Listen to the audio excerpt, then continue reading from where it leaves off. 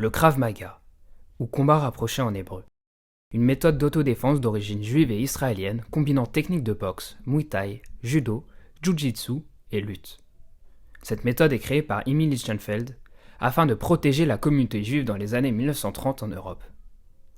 Aujourd'hui, elle est utilisée par l'armée israélienne pour se défendre au corps à corps, mais aussi par de nombreux services de police et forces militaires dans le monde.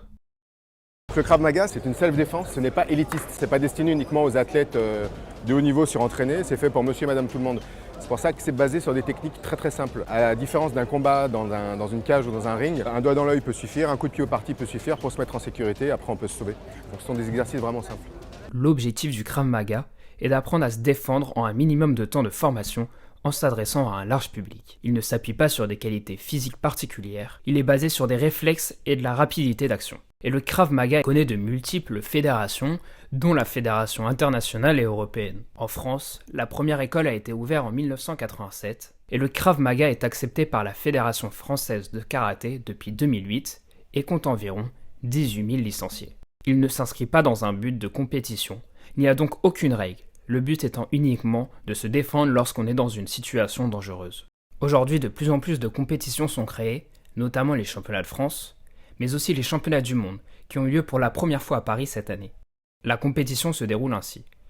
Les deux adversaires se tournent le dos, l'attaquant a le choix de combattre un main nue, avec un bâton ou un couteau. Au feu vert de l'arbitre, les deux combattants se font face et le défenseur doit gérer l'effet de surprise et neutraliser en 10 secondes maximum son adversaire. Les rôles sont ensuite inversés, les KO sont autorisés, et les combattants ont pour seule protection un casque avec une grille et des gants militaires. On ne sait pas ce qui va nous arriver.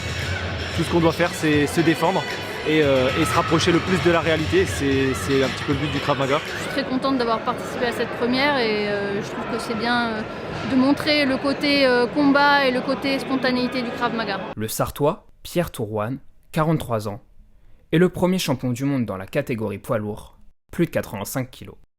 Une discipline nouvelle, intronisée par Israël et la France, est en pleine expansion.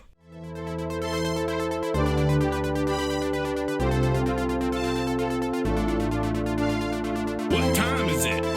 What time is it? Veritas Sport.